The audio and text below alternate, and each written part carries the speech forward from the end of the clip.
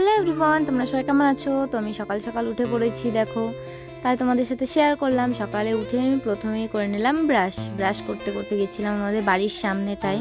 আজকে বেশ ঠান্ডা পড়েছে, সেই জন্য একটু ব্রাশ করতে করতে রোদ পোহাতে গেছিলাম। তো দেখলাম ভীষণ রোদ এসছে, তো ভালোই লাগছিল। তারপরে আসলাম বাড়িতে এসে কিছু খাওয়া দাওয়া করে নিলাম, মুখ টুক ধুয়ে ফ্রেশ হয়ে খাওয়া দাওয়া করে নিলাম। দেখো কাল রাতে মা রুটি বানিয়েছিল, আর এখন যেহেতু ঠান্ডা পড়েছে সেই জন্য হালকা হালকা একটু চায়ের নেশা হয়।